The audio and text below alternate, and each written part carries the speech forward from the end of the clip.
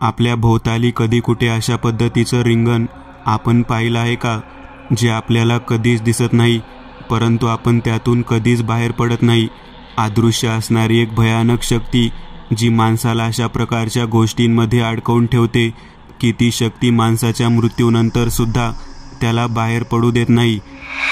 एक अशा पद्धतीचा प्रकार खूप दिवसांनी माझ्या समोर आलेला होता. मी कॉलेजमध्ये असताना मानसशास्त्राचा प्राध्यापक म्हणून काम करत होतो. काही लोक जाणून बुजून कोणाला तरी त्रास द्यावा म्हणून काहीतरी करतात हे मी ऐकलं होतं. चेटूक, बाधा करणे या गोष्टीवरती कधीच विश्वास मी ठेवलेला नव्हता, परंतु आज माझ्याकडे माझ्याच हाताखाली शिकलेली एक वीणा म्हणायची मुलगी तिच्या आईसह येऊन समोर बसलेली होती. माझ्याकडे पाहत म्हणाली, रोडे सर, मला यातून बाहेर काढा. मी आजपर्यंत खूप प्रयत्न केला, परंतु मी बाहेर येऊ शकले नाही. तिची आई हात जोडून गयावया करत माझ्याकडे पाहत म्हणाली, वीणाला यातून बाहेर काढा साहेब. मी रोज रात्री तिचा तो भयानक त्रास पाहून केवळ रडत असते. बाकी मी काही करू शकत नाही. कोणाला काही सांगावं तर ज्याला मी ही गोष्ट सांगायला जाते ती व्यक्ती मला मूर्ख म्हणते किंवा माझ्या मुलीला वेडी आहे म्हणून सांगते. तुम्ही मानसशास्त्राचे अभ्यासक आहात. मला वाटतं की तुम्हाला या गोष्टीमध्ये जे काही माहिती आहे ते तुम्ही जाणून घेतल्यावरती आम्हाला जरूर मदत करताल. विण्याची आई माझ्याकडे पाहत मोठ्या आशावादी नजरेने मला हात जोडून विनंती करत होती. मी तिच्याकडे पाहत म्हणालो, काय झालं आहे काकू, मला सांगू शकता का? तेव्हा विना माझ्याकडे पाहत म्हणाली, सर, मी पुरुष माणसाला ही गोष्ट बोलू शकत नाही. मला बोलायची सुद्धा परवानगी नाही. ज्या व्यक्तीला मी ते रहस्य सांगितलं त्या व्यक्तीचा तिसऱ्या दिवशी मृत्यू होतो. मी हे ऐकल्यावर हादरलो. मी म्हणालो, तू सांगितल्यानंतर त्या व्यक्तीचा मृत्यू होतो म्हणजे? तेव्हा विनाची आई म्हणाली, माझ्या नवऱ्याचा मृत्यू झाला, त्यानंतर माझ्या थोरल्या मुलाचा म्हणजे विण्याच्या भावाचा सुद्धा मृत्यू झाला. ज्या वेळेला ही गोष्ट कोणाला सांगण्याचा प्रयत्न केला तर त्या पुरुषाचा मृत्यू झालेला आहे. हे सर्व काही ऐकल्यानंतर मी अवाक झालो. मी विचार करू लागलो, आपणही पुरुष आहोत. आपल्याला जर हे सांगितलं तर आपलाही मृत्यू संभवू शकतो. तेव्हा विनाची आई आणि विना या दोघींकडे पाहत म्हणालो, तुम्हाला नेमकं काय म्हणायचंय? तेव्हा विनाची आई माझ्याकडे पाहत म्हणाली, सर, जी घटना आहे ती तोंडी जर तुम्हाला सविस्तर पद्धतीने सांगितली तर तिसऱ्या दिवशी तुमचा सुद्धा मृत्यू होईल. आम्ही केवळ ती गोष्ट लेखी लिहून तुम्हाला देऊ शकतो. ती गोष्ट तुम्ही ब्रह्ममुहूर्तावरतीच फक्त वाचू शकता. त्याशिवाय कोणत्याही काळामध्ये जर ती वाचली तर तुमच्या जीवाला धोका होईल. मी विचार करू लागलो, हे नेमकं काय आहे? एका आपल्या विद्यार्थिनीला अशा पद्धतीचा त्रास होत आहे आणि तिच्या घरच्यांच्या बाबतीत हे सर्व काही घडले आहे. हे मला जरा वेगळं वाटत होतं. विना माझ्या समोर बसलेली असताना तिने तिच्या जवळची वही माझ्या जवळ दिली आणि मला म्हणाली, सर, केवळ पहाटे 4 वाजल्यानंतरच वहीमध्ये लिहिलेलं वाचा आणि दिवस उजडण्याच्या आत वाचन बंद करा. माझी तुम्हाला विनंती आहे. केवळ तुम्हीच मला यातून बाहेर काढू शकता. अशा प्रकारची माझ्या मनामध्ये अपेक्षा आहे. मला माहीत आहे की तुम्ही मला यातून जरूर बाहेर काढताल. तुमच्या या सगळ्या बोलण्यावरती मी विचार करू लागलो की असं काय लिहिलं असेल आणि असं काय केलं असेल की ज्यामुळे त्या मुलीला आपलं दुःख कोणाला सांगता सुद्धा येत नाही. मी तिच्या आईकडे पाहत म्हणालो, तुम्हाला तिने सगळं सांगितलं आहे का? तेव्हा तिची आई म्हणाली, तिने सांगितलं नाही. मी प्रत्यक्ष पाहिलं आहे. माझ्या मुलीच्या बाबतीत जे घडतं ते पाहिल्यानंतर मी केवळ तोंड दाबून बुक्याचा मारा काय असतो ते सहन केलं आहे. माझ्या नवऱ्याला जेव्हा मी पहिल्यांदा सांगितलं तेव्हा त्यांनी एका वयोवृद्ध बाबाला त्याबद्दल माहिती दिली. तेव्हा माझा नवरा आणि तो बाबा एकाच दिवशी मृत्युमुखी पडला. माझ्या नवऱ्याच्या मृत्यूनंतर नेमकं काय घडलं म्हणून बाबांचा मृत्यू झाला हे सगळं काही माझा मुलगा विचारू लागला. तेव्हा मी माझ्या मुलाला ही सर्व घटना सांगितली आणि पुन्हा एकदा माझ्या मुलाचाही तिसऱ्या दिवशी त्याच पद्धतीने मृत्यू झाला. मला जे सगळं सांगत असताना तुमच्या जीवाबद्दल काळजी वाटत होती, म्हणून मी केवळ ते पुस्तकाच्या आतमध्ये लिहून तुम्हाला द्यायला सांगितलं. ती वही वाचल्यानंतरच तुम्हाला सर्व काही कळेल. सर, अशा पद्धतीची घटना या अगोदर तुम्ही उभ्या आयुष्यात कधीच ऐकलेली नसेल. कोणी अशा पद्धतीने कोणाला असं वागवू शकतो हे मला पटतच नाही. परंतु माझीच मुलगी का हे मला समजत नाही. मी हे सगळं काही जाणून घेतल्यानंतर त्या दोघींकडे पाहिलं. त्या दोघीही खूप त्रस्त असलेल्या मला जाणवत होत्या. त्यांच्या चेहऱ्याच्या हावभावावरून, त्या मुलीच्या डोळ्याच्या कडेने असलेल्या काळसर डागावरून मला जाणवत होतं की या दोघीही जणी कित्येक दिवस व्यवस्थित झोपलेल्या नाहीत. विनाच्या अंगावरती, मानेवर, कानाच्या पाठीमागे, गालावरती चित्रविचित्र पद्धतीच्या खुणा मला दिसत होत्या. मी तिला विचारलं, या जखमा कशामुळे आहेत? तेव्हा विना म्हणाली, सर, जे लिहिलं आहे ते वाचा, म्हणजे तुम्हाला कळेल की कशाच्या जखमा आहेत त्या. विनाची आई माझ्याकडे हात जोडत विनंती करत म्हणाली, तुम्ही जे काही वाचताल ते सगळं काही वाचून झाल्यानंतर ती वही जाळून टाका. त्या बाबतीत काही कुठेही पुरावा म्हणून काही ठेवू नका. आणि तुम्हाला त्या बाबतीत जे काही माहीत आहे, जे काही मदतीसाठी आम्ही मागितलं आहे ते आम्हाला देण्याचा प्रयत्न करा. सर, कोणालाही काहीही सांगू नका, कारण ज्याला तुम्ही सांगताल तो व्यक्ती जिवंत राहील याची खात्री नाही. एकाच मिनिटामध्ये सगळं काही ऐकून घेतल्यानंतर माझं मन सुन्न झालं होतं. असं काय घडत आहे त्या मुलीबरोबर याचा मी विचार करत होतो. परंतु पहाटे उठून वाचण्याचं काम मला करायचं होतं. मी ती वही घेतली आणि त्या मुलीला आणि तिच्या आईला तिथून परत जाताना पाहिलं. त्या दोघी जणी माझ्याकडे खूप मोठ्या आशावादी नजरेने पाहत होत्या. मी ती वही घेतल्यानंतर माझ्या शबनवी पिशवीमध्ये ती वही ठेवली. मी त्या मुलीच्या बाबतीत विचार करू लागलो. अतिशय चुणचुणीत, दिसायला सुंदर आणि प्रत्येक क्षेत्रामध्ये एक नंबरला असणारी मुलगी आज अशा पद्धतीने मला भेटायला आली. आणि तिच्या बाबतीत तिने जे काही सांगितलं ते ऐकून माझं मन हळहळ व्यक्त करू लागलं. काय घडलं असेल विनाच्या बाबतीत याचा मी विचार करत होतो. तेवढ्या शिपाई माझ्या जवळ आला. मला म्हणाला, रोडे सर, तुम्हाला प्राचार्य सरांनी बोलावलेलं आहे. मी प्राचार्यांकडे जाण्यासाठी निघालो. प्राचार्यांनी मला सांगितलं की तुम्हाला 3 दिवसांच्या पेपर तपासण्याच्या ड्युटीवरती बाहेरगावी जायचं आहे. तुमचं पत्र आज कॉलेजला प्राप्त झाले आहे. हे ऐकल्यानंतर मी विचारलं, कधी जायचं आहे? उद्या संध्याकाळी तुम्हाला मुक्कामाला त्या ठिकाणी पोहोचावं लागेल. आता मात्र मी विचार करू लागलो. त्या ठिकाणी उद्या पोहोचायचं म्हटल्यानंतर तब्बल 16 तासाचा प्रवास करून मला त्या ठिकाणी जायचं होतं. प्राचार्य मला म्हणाले, तुम्ही आज रात्रीच्या 10 वाजताच्या गाडीने निघा, म्हणजे उद्या तुम्ही त्या ठिकाणी दुपारपर्यंत पोहोचताल. मी त्या वेळेला ती वही माझ्यासोबत घेऊन घरी जाण्यासाठी निघालो. आता हे वाचायचं कधी याबाबत मी विचार करत होतो. संध्याकाळच्या गाडीने मी प्रवासाला जाण्यासाठी निघालेलो होतो. ती वही माझ्यासोबतच होती. वीणा आणि तिची आई या दोघींचा चेहरा माझ्या समोर येत होता. रात्रीतून एका ढाब्यावरती थांबल्यावरती मी जेवण वगैरे केलं. पहाटेचा प्रवास आणि ब्रह्ममुहूर्तावर ती वाचण्यासाठी देण्यात आलेली वही याचा मी विचार करू लागलेलो होतो. 2x2 स्लीपर कोच असणाऱ्या वोल्वो गाडीतून निघालेलो होतो. झोपण्याची सुविधा होती. मला झोप कधी लागली कळलं नाही. बरोबर 2:30 वाजण्याच्या सुमारास मला जाग आली. बस एका पेट्रोल पंपावर थांबलेली होती. ड्रायव्हरची चर्चा वगैरे झाल्यानंतर पुढच्या प्रवासाला बस जाणार हे कळालं होतं. परंतु बाजूला 2-3 गाड्या तशाच थांबलेल्या होत्या. काहीतरी घोळ झाला आहे हे लक्षात आलं होतं. तब्बल 1 तास झालं बस त्या ठिकाणी तशीच थांबून होती. मी खाली उतरलो आणि विचारलं, अरे 2:30 वाजता बस इथे थांबली आहे, 3:30 होत आले, तरीसुद्धा बस तिथून का हलत नाही? तेव्हा समोर नदीच्या पुलावरती पाणी आल्यामुळे वाहतूक थांबवण्यात आलेली आहे.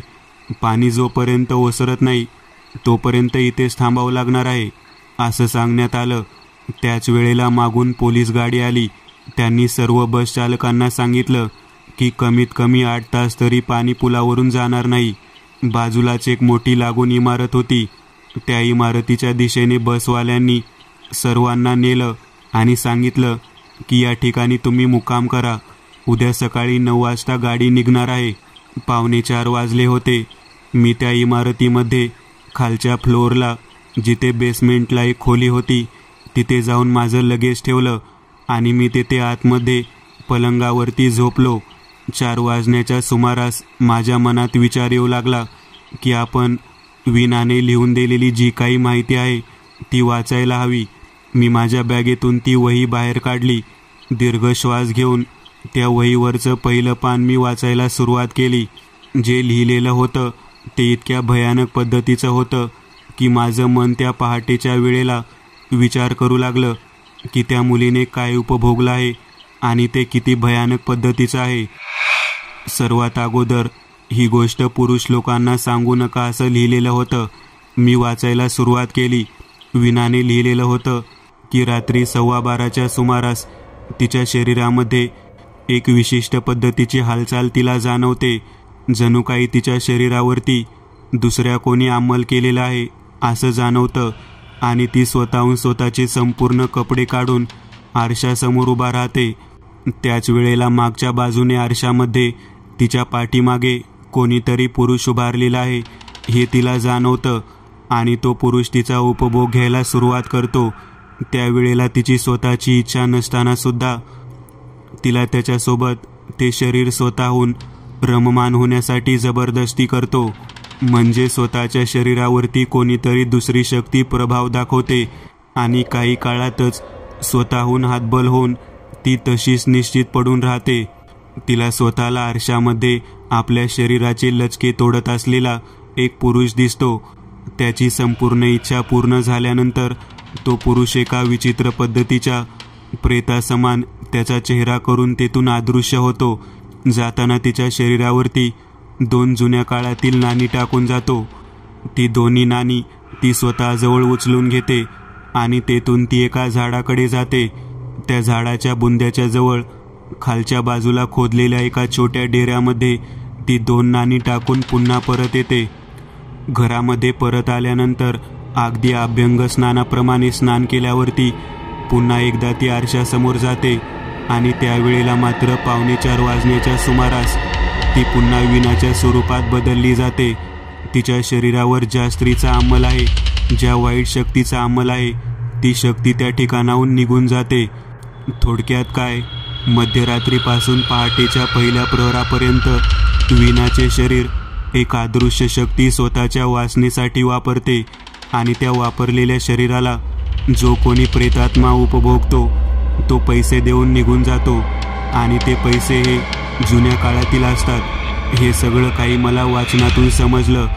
पुढे लिहिलेलं जेव्हा मी वाचलं तेव्हा मी हादरलो. ज्या पुरुष व्यक्तीला ही गोष्ट समजेल त्या पुरुषाचा मृत्यू होईल आणि त्याचा प्रेतात्मासुद्धा त्याच पद्धतीने त्या वाईट शक्तीकडे आकर्षित होऊन तिचा उपभोग घेईल. हे सर्व काही वाचल्यानंतर माझ्या लक्षात आलं की त्या पुरुषांना मृत्युमुखी पाडणारी सुद्धा शक्ती तीच आहे जी वीणाच्या शरीरात आहे आणि दुसरी शक्ती जी पुरुष शक्ती आहे जी वीणाचा उपभोग घेत आहे. संपूर्ण समजल्यानंतर मी विचार करू लागलो की या संपूर्ण प्रकारामध्ये मी वीणाची कशी काय मदत करू शकतो. वीणाच्या बाबतीमध्ये जे काही घडत होतं ते वेगळ्या पद्धतीचं होतं, परंतु तिच्याच पाठीमागे हा त्रास का, याचे उत्तर मला अजून सापडलेलं नव्हतं. मी विचार करत असाच बसलेलो होतो. वाचन झाल्यानंतर ती वही बंद केली. माझं मन मला पुढच्या कामासाठी जायला परवानगी देत नव्हतं, कारण आपली विद्यार्थिनी अशा एका भयानक संकटात सापडली आहे की तिला त्यातून मुक्त होण्याच्या दृष्टिकोनातून आपल्याला तिने मदतीची हाक मारली आहे आणि आपण या सर्व प्रकाराला जाणून घेतल्यानंतर तिला एकटे सोडून, तिला एकटे टाकून पुढं जाणं म्हणजे माणुसकीचे लक्षण नव्हतं. मी माझं सामान घेऊन परतीच्या दिशेने जाण्यासाठी पुन्हा पेट्रोल पंपाजवळ आलो. पेपर तपासण्याचे जे काम होते ते दुसरे कोणाला तरी देण्यात यावे असे मी प्राचार्यांना समजावून सांगितले. त्यांना फोन करून मी परतीच्या मार्गाने निघालो. मी घरी आल्यानंतर सर्वात अगोदर आंघोळ करून वीणा आणि तिच्या आईची भेट घ्यायचं म्हणून त्यांच्या घराजवळ जाण्यासाठी निघालो. त्यांच्या घराच्या जवळ मी पोहोचल्यानंतर उंबऱ्यावरती बाजूलाच कोपऱ्यामध्ये काहीतरी चकाकणारा पदार्थ मला दिसला. मी तो पदार्थ पाहिल्यानंतर माझ्या लक्षात आलं की ते सोन्याचं नाणं होतं. कदाचित वीणाने ज्या पद्धतीने वर्णन केलेलं आहे त्या वर्णनानुसार तिच्या घराच्या जवळ असणाऱ्या झाडाच्या शेजारच्या खड्ड्यामध्ये टाकण्यासाठी जे नाणं प्राप्त झालं होतं ते चुकून वर राहिलेलं असावं. ते आपल्याला दिसत असावं असं मला वाटलं. मी त्या नाण्याला स्पर्श करणार इतक्यात वीणाची आई मागून आली आणि माझ्याकडे पाहत म्हणाली, सर, कोणत्याही गोष्टीला हात लावू नका. मी माझे हात पाठीमागे घेतले आणि तसाच उभारलो. तिची आई म्हणाली, हा प्रकार रात्री पुन्हा एकदा घडला. यावेळेला वीणा नाणं त्या खड्ड्यात टाकण्यासाठी गेली, त्या डेऱ्यामध्ये टाकण्यासाठी गेली. परंतु काय कोणास ठाऊक एक सोन्याचं नाणं या ठिकाणी तसंच पडून राहिलं आहे. मी अजून त्याला स्पर्श केला नाही. मी सर्व काही वाचलं आहे असं तिच्या आईला सांगितलं. तिची आई रडत होती. दरवाजा उघडला तेव्हा वीणा समोर घरामध्ये अतिशय विचित्र पद्धतीने रडत बसलेली होती. तिच्या आईसोबत बोलत असताना मी आईला म्हणालो, या घरातून तुम्ही जर दुसरीकडे कुठे राहायला गेलात तर मला वाटतं हा त्रास कमी होईल. कारण तुम्हीच लिहिलेलं ते झाड आणि ते जे काय आहे ते सर्व काही या घराच्या जवळपासच आहे. हे घर किती वर्ष जुने आहे. तेव्हा वीणाची आई माझ्याकडे पाहत म्हणाली, मुळात हे आमचं घर नाही. हे पूर्वीच्या काळी इंग्रजांच्या काळात बांधलेलं घर आहे. इथे सरनोबत म्हणून व्यक्ती राहायला होती. त्यांच्याच घरामध्ये कामाला माझे आजी सासरे होते. सरनोबत यांच्या मृत्यूनंतर त्यांची पुढची पिढी परदेशात राहण्यासाठी गेली आणि आम्ही या ठिकाणी राहण्यासाठी आलो. मी ते झाड कुठे आहे ते पाहण्याच्या दृष्टिकोनातून विचारणा केली. तेव्हा तेथून मागच्या बाजूला चालत चालत मी झाडाच्या दिशेने निघालो. वीणाची आई माझ्यासोबत होती. मी त्या झाडाकडे पाहिले तेव्हा माझ्या लक्षात आलं खूप वर्षापूर्वीचं ते झाड आहे. एक चिंचेचं झाड होतं जे तब्बल 100 वर्षापूर्वीचं असावं असं झाड मला दिसत होतं. माझ्या मनामध्ये विचार यायला सुरुवात झाली. एवढ्या जुन्या झाडाच्या बाजूला असलेला खड्डा आणि त्यात असलेला डेरा आणि त्यामध्ये असलेली सोन्याची नाणी, तसेच एक अदृश्य शक्ती येऊन तिने घेतलेला वीणाचा ताबा आणि त्यानंतर आरशामध्ये उभारून पाहिल्यानंतर पाठीमागून उपभोगण्यासाठी येणारा प्रेतात्मा, या सर्व गोष्टी कदाचित एखादा वास्तुविशारदच आपल्याला स्पष्टपणे सांगू शकतो असे मला जाणवू लागले.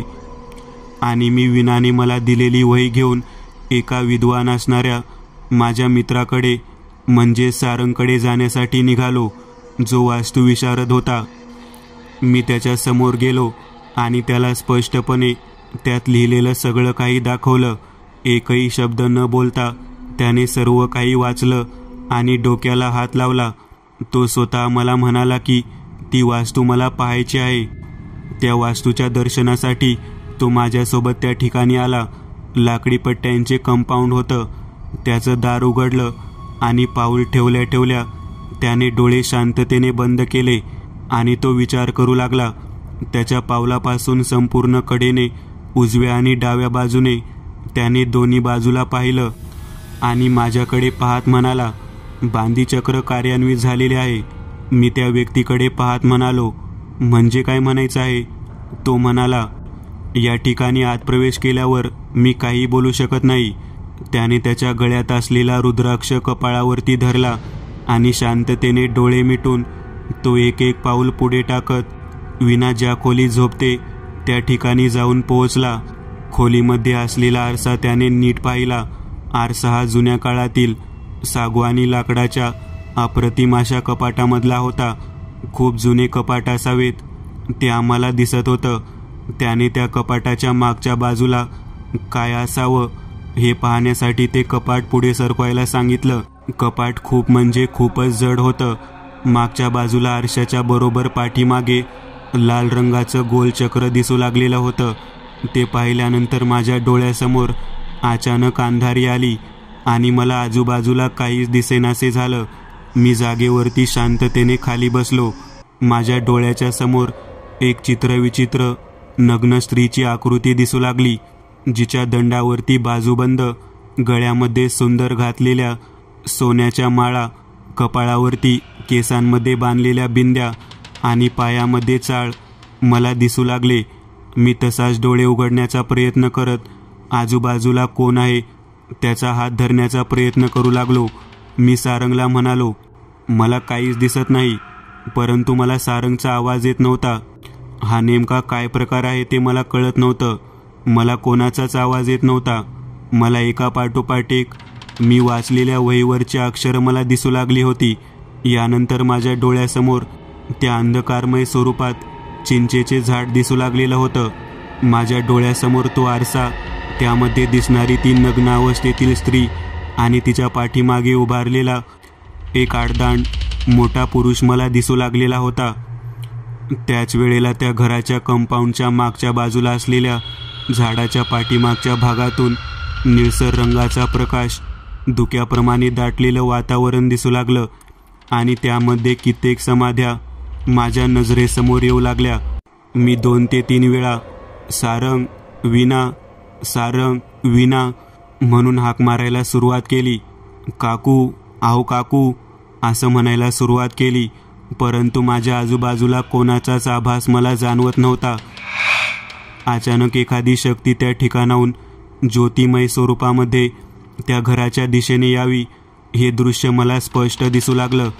ती शक्ती घराच्या दिशेने येत असताना गोल चक्राकार लाल रंगाचं वलय त्या घराच्या संपूर्ण बाजूने आहे हे मला जाणवू लागलं. त्या स्मशानासारख्या जागेतून एक दिव्य प्रकाशात्मक शक्ती त्या घरापर्यंत आलेली मी पाहिली होती आणि घराच्या आतमध्ये त्या बांधी चक्राला, त्या गोल चक्राला ओलांडून तिने आत प्रवेश केलेला मला दिसत होता. आणि बरोबर वीणा ज्या खोलीत झोपते त्या खिडकीतून ती शक्ती आतमध्ये जाऊन वीणाने ज्या पद्धतीने तिचा उपभोग घेतला त्या पद्धतीचा सर्व देखावा माझ्या नजरेसमोर येऊ लागलेला होता. मी डोळे उघडण्याचा प्रयत्न केला तेव्हा माझे डोळे उघडले जात नव्हते. कोणीतरी जबरदस्तीने आपल्या डोळ्यावरती हात धरावा असा प्रकार मला जाणवत होता. मी तेथून तडक उठलो.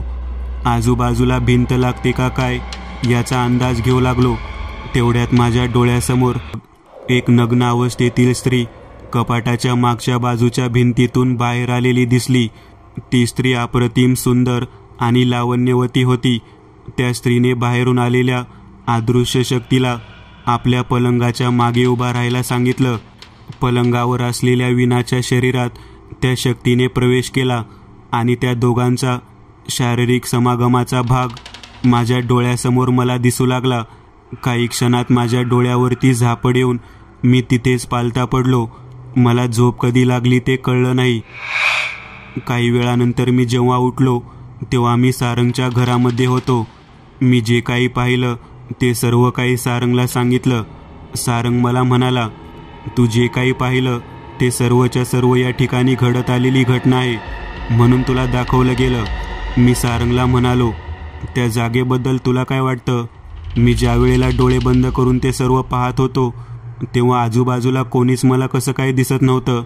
सारंग माझ्याकडे पाहत म्हणाला, तू अशा जागी स्पर्श केला, तू अशा जागी जाऊन उभारलास की ती जागा त्या सैतानी शक्तीची जागा होती.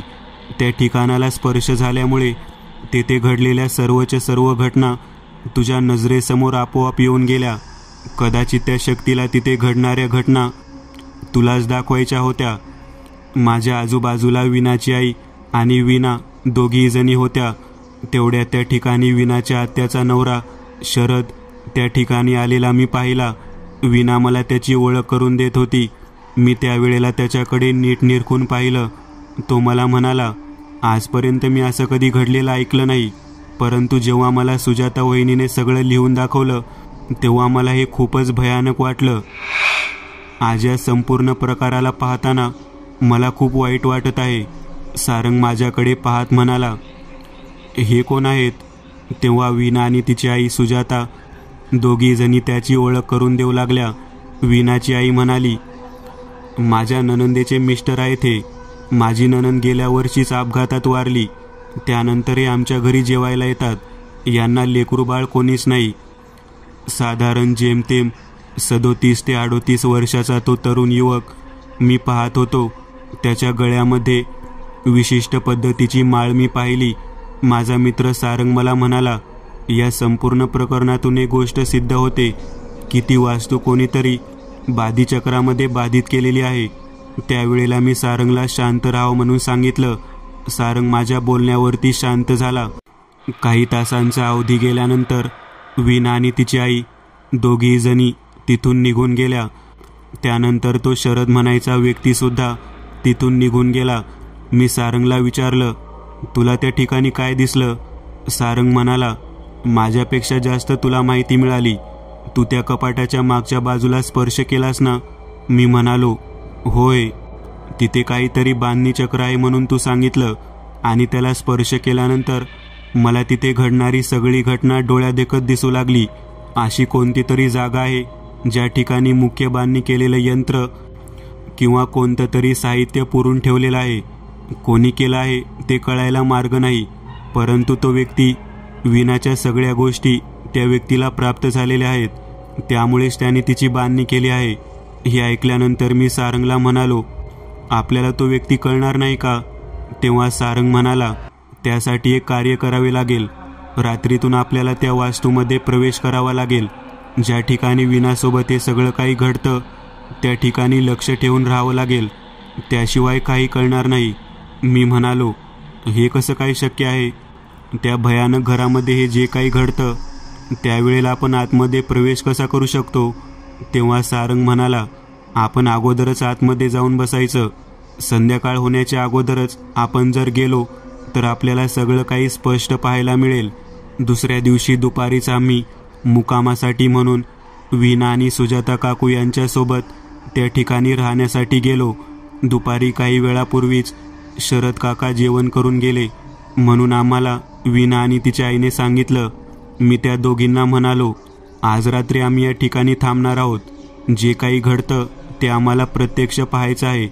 तेव्हा तिची आई म्हणाली, तिन्ही संध्याकाळनंतर काहीतरी चित्रविचित्र गोष्टी घडायला सुरुवात होते. हे तुमच्या लक्षात येईल. सारंगने त्याच्यासोबत होकायंत्र आणलेलं होतं, जेणेकरून अशा विचित्र शक्तींना शोधण्यासाठी त्याच्याकडे एक दुसरे छोटे यंत्रसुद्धा होतं. ते यंत्र स्वतःच्या जवळ ठेवून आम्ही दोघेही त्या घराच्या आतमधल्या भागात जिथे वीणा झोपते त्याला लागून असलेल्या खोलीमध्ये थांबलो. संध्याकाळ होऊन गेलेली होती. बरोबर आकाशामध्ये चंद्र यायला आणि त्या घराच्या कडेने चित्रविचित्र हालचाली सुरू व्हायला सुरुवात झाली. होका यंत्र धरून ते दुसरं यंत्र धरून आम्ही पाहायला सुरुवात केली. तेव्हा ते गोल गोल भिंगताना दिसू लागलं. अचानक हे जे काही होतं ते नेमकं काय होतं तेच कळत नव्हतं. त्याच वेळेला घराच्या मागच्या बाजूला जे झाड आहे जिथे ती शक्ती स्वतःजवळची सोन्याची नाणी नेऊन टाकते त्या दिशेने दुसरं यंत्र काटा दाखवू लागलं. मागच्या बाजूला खिडकीच्या भागातून मी आणि सारंग डोकावून पाहू लागलो. तेव्हा एक व्यक्ती झाडाच्या खाली बसलेला दिसला. त्याने स्वतःच्या हातामध्ये गोलाकार खापराच्या भांड्याचा भाग धरलेला होता, जो एखाद्या कटोरीसारखा होता. त्यामध्ये निखारे होते आणि ते हातात धरून तो दुसऱ्या हाताच्या करंगळीने त्यावरती रक्तप्रोक्षण करत होता. सारंग माझ्याकडे पाहत म्हणाला, बांधीचक्र जागृत करण्यासाठी व्यक्तीने विधी करायला सुरुवात केली आहे. आता काही झालं तरी आपण या घराच्या बाहेर पडू शकत नाही. एवढेच काय, तुझी विद्यार्थिनी जी वीणा म्हणायची मुलगी आहे ती आणि तिची आईसुद्धा बाहेर पडू शकत नाही. सैतानी शक्ती तिचा उपभोग घेण्यासाठी काही वेळा तिथे येईल. आणि अगदी तसंच झालं. आम्ही त्या ठिकाणी लपून बसलो. आमच्या लक्षात येऊ लागलं की जो कोण व्यक्ती हे सर्व काही करत आहे तो त्या झाडाखाली बसलेला आहे. त्याने प्रेताचं आवाहन करून कोणाला तरी बोलावलं आहे असं सारंगने सांगितलं. माझं लक्ष त्या व्यक्तीच्या दिशेने गेलं. तेव्हा जेवणाचा डबा मला त्याच्या शेजारी दिसत होता. तो 3 थाळ्याचा टिफिनचा डबा त्याने उघडून त्यातील काही साहित्य त्या खापरामध्ये असलेल्या निखाऱ्यावरती टाकायला सुरुवात केली. कदाचित शिजवलेला भात असावा असं मला जाणवलं. सारंग माझ्याकडे पाहत म्हणाला, एकही शब्द न बोलता शांततेने येथे थांबून राहा. जर त्या व्यक्तीला आपण येथे आहोत हे जर समजलं तर मग मात्र खूप अवघड होईल. काही क्षणामध्ये आम्ही शांततेने तसेच बसून राहिलो. एक अदृश्य शक्ती त्या चक्राच्या आतमध्ये प्रवेश करून त्या झाडाजवळ गेली आणि तिथून पुढे एका तरुण पुरुषाच्या रूपामध्ये ती आतमध्ये येऊ लागली. ती चकाकणारी अदृश्य शक्ती गोलचक्राच्या आत आल्यानंतर एका मानवी रूपामध्ये परावर्तित होऊन झाडाच्या मागून घरामध्ये येऊ लागलेली होती. वीणाच्या खोलीमध्ये नीट पाहिल्यानंतर वीणाच्या शरीरामध्ये एक विचित्र शक्ती प्रवेश करावी त्या पद्धतीने त्या कपाटातून एक मागच्या भागातून सैतानी शक्ती जागृत होऊन वीणामध्ये प्रवेश करत होती. तिने संपूर्ण नग्न अवस्थेत आरशासमोर जाणे पसंत केले आणि तो व्यक्ती घराच्या आतमध्ये गेल्यानंतर, त्या खोलीच्या आतमध्ये गेल्यानंतर त्याला आलिंगन देऊन शारीरिक चाळे करायला सुरुवात केली. संपूर्ण प्रकार सारंगने पाहिला आणि मला म्हणाला, आताच्या आता आपल्याला त्या झाडाकडे जावे लागेल. त्या झाडाच्या दिशेने आम्ही दोघेही जण गेलो.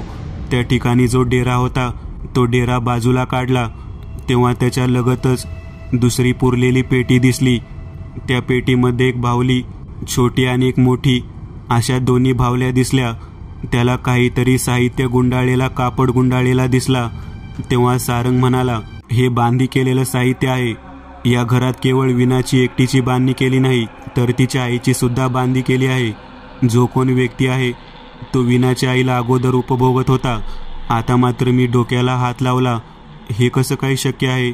तेव्हा सारंग म्हणाला, वीणाच्या आईला ती गोष्ट सांगायची नाही म्हणून तिने आपल्याला सांगितलं नाही आणि त्याच गोष्टीचा फायदा घेऊन तो व्यक्ती आता वीणाला उपभोगत आहे. मला एक कळत नाही, वीणाच्या आईला हे लक्षात येत नाही का तिला उपभोगणाराच व्यक्ती आपल्या स्वतःच्या मुलीचा उपभोग घेत आहे? तेव्हा सारंग म्हणाला, ती शक्ती एक अदृश्य प्रेतात्मा आहे असं दाखवून तो व्यक्ती सर्व काही घडवून आणत आहे आणि ती स्वतः बांधी चक्रात अडकल्यामुळे तिला काही स्पष्ट दिसत नाही. हे सगळं ऐकल्यानंतर मी घाबरून गेलो. थोड्या वेळानंतर बरोबर 3:45च्या सुमाराला वीणा तिच्या शरीरातल्या त्या भयानक शक्तीला सोबत घेऊन त्या मागच्या बाजूच्या झाडाजवळ गेली. त्या ठिकाणच्या डेऱ्यामध्ये तिने 2 सोन्याची नाणी टाकली आणि ती पुन्हा पूर्ववत घरात गेली. स्नान केल्यानंतर पुन्हा स्वतःच्या स्वरूपात आली. हे दृश्य पाहिलं तेवढ्या सारंग मला म्हणाला, ते बघ, बांधीचक्राच्या बाहेर प्रवेश करणारा व्यक्ती आपल्याला आता दिसेल. मी त्या दिशेने जायचं ठरवलं तेव्हा तो म्हणाला, त्याला आडवा जाऊ नकोस, तो तुला जिवंत सोडणार नाही. मी त्यावेळेला म्हणालो, तो कोण आहे ते कसे कळणार? तेव्हा सारंग म्हणाला, तो कोण आहे ते मला समजले आहे. आता आपण शांततेने त्याचे बांधीचक्र तोडायचे आहे. बांधीचक्र तोडल्यानंतर त्या व्यक्तीचा मृत्यू झालेला तुझ्या लक्षात येईल. या गोष्टीला घाबरून म्हणालो, कोणाचा जीव जायला नको. तेव्हा सारंग म्हणाला, आपण त्याचा जीव घेत नाही, त्याच्या कर्माची फळं त्याला भोगावी लागत आहेत. आम्ही दोघे जण तो व्यक्ती गेल्यानंतर त्या ठिकाणी पोहोचलो आणि ज्या दोन्ही बाहुल्या होत्या त्या उचलून घेतल्या आणि त्याच ठिकाणी पहाटेच्याच वेळी त्या दोन्ही बाहुल्यांना एका पवित्र भस्माने लेपन करून त्यांच्या अंगावरचे गुंडाळलेले कापड, केस बाजूला काढून त्यांना पवित्र पाण्याने आंघोळ घालून पुन्हा व्यवस्थित केलं. सारंग मला म्हणाला, बांधीचक्र तुटलेलं आहे. त्या व्यक्तीचा मृत्यू झालेली वार्ता 1 तासाच्या आत आपल्याला कळेल. संपूर्ण घटना डोळ्यासमोर येईल. त्याच वेळेला 1 तास ते 1.5 तासाने सुजाता वहिनींचा फोन वाजू लागला. फोन उचलल्यानंतर सुजाता वहिनी मोठमोठ्यांदा रडू लागल्या. तेव्हा मी म्हणालो, काय झालं? तेव्हा त्यांनी सांगितलं, शरदराव गेले. हे ऐकल्यानंतर मला आश्चर्याचा धक्का बसला. सारंग म्हणाला, हा तोच व्यक्ती होता ज्याने पहिल्यांदा सुजाता वहिनींचा उपभोग घेतला. पुन्हा तरुण वयामध्ये आलेल्या मुलीला उपभोगण्यासाठी त्याने या जुन्या वास्तूमधील प्रेतात्म्याचा वापर करून त्याला प्रसन्न करून त्याच्यामार्फत त्या प्रेतात्म्याच्या प्रेयसीला जागृत करून स्वतः वीणाला त्या बांधीचक्रात अडकवलं. त्याला आवश्यक असणाऱ्या सर्व गोष्टी त्याला इथे मिळालेल्या होत्या. तो रोज जेवायला येत होता. त्याचं उष्ट अन्नसुद्धा त्याला प्राप्त झालेलं होतं. एवढंच नव्हे तर सुजाताबाईंच्या डोक्याची केस, साडीचा पदर, डोक्याची केस, एवढंच नाही तर त्यांच्या तळपायाखालची माती, हे सर्व काही त्याने प्राप्त करून घेतलं. स्वतःच्या वासनेसाठी या ठिकाणी असलेला प्रेतात्मा जो त्या कपाटाच्या मागच्या भिंतीमध्ये आहे तो जागृत केला आणि त्याचा उपभोग घेण्यासाठी वापर केला. मी म्हणालो, मी त्या ठिकाणी हात लावल्यानंतर मला सर्व काही का दिसलं? तेव्हा सारंग म्हणाला, ती वास्तू वाईट गोष्टीला थारा देणारी नाही, परंतु सरनोबताचा प्रेतात्मा त्या झाडाजवळ असलेल्या त्याच्या प्रेयसीच्या त्या विषयाच्या प्रेतात्म्याला नेहमी भेटायला येत होता आणि उपभोग झाल्यानंतर तो सोन्याचं नाणं देऊन जात होता. त्याच गोष्टीचा फायदा शरदने घेत वीणाचं शरीर त्या प्रेतात्म्याला दिले आणि स्वतः त्या सरनोबताच्या प्रेतात्म्याला स्वतःचे शरीर देऊन वीणाला उपभोगायला सुरुवात केली. शिवाय तो ती नाणीसुद्धा त्या डेऱ्यातून प्राप्त करून घेऊ लागला. हे सर्व काही ऐकल्यानंतर वीणा आणि तिची आई रडू लागली. वीणाची आई माफी मागू लागली. नवऱ्याच्या मृत्यूला सुद्धा मी जबाबदार ठरले. माझ्या मुलाच्या मृत्यूला सुद्धा मी स्वतः जबाबदार ठरले. मला माहीत नव्हतं शारीरिक भूक भागवण्यासाठी ज्या व्यक्तीसोबत मी झोपत आहे तो असं सर्व काही करत आहे. तेव्हा सारंग म्हणाला, कोणती अनैतिक गोष्ट माणसाला मृत्यूकडेच घेऊन जाते. तुम्ही ज्या घरात राहता त्या घरातील प्रेतात्म्यांचा वापर करून तुमच्याच मुलीला त्याने बांधणी चक्रात अडकवलं. तुम्हाला सुद्धा अडकवलं. तुम्ही त्याच्या प्रेमात होता म्हणून तुम्हाला ते काही कळालं नाही. परंतु 2 मृत्यूनंतर का होईना तुम्ही सावध झाल्यामुळे त्याने त्या सैतानी शक्तीचा वापर करत तुमच्या मुलीला सुद्धा उपभोगलं. आज त्याच्या कर्माची शिक्षा त्याच्या बांधणीच्या चक्राला तोडल्यामुळे मिळालेली आहे. तेव्हा मी विचारलं, त्या दोन्ही भावल्यांना जे भस्म लावलं होतं ते कशाचं होतं? तेव्हा सारंग माझ्याकडे पाहत म्हणाला, ते भस्म नाथांच्या पूजेचं होतं. मित्रांनो, आज पुरतं एवढंच. तुम्हाला जर काही गोष्ट आवडली असेल तर नक्की लाईक करा. तुमच्यापैकी बरेचसे जण व्हिडिओ लाईक न करताच पळून जातात. पण हा जर व्हिडिओ तुम्ही लाईक केला तर मला जरा बरं वाटेल आणि असेच भारी भारी व्हिडिओ बनवायची माझ्यात एनर्जी येईल. त्यामुळे नक्की लाईक करा. आणि अजूनही कोणी या चॅनलला सबस्क्राईब केलेलं नसाल तर लगेच सबस्क्राईब करून टाका. आणि बाजूची घंटी ती मात्र दाबायला विसरू नका. देवाची घंटी आहे ती. चला तर मग पुन्हा भेटूया अशीच एक आगळी वेगळी गोष्ट घेऊन पुढच्या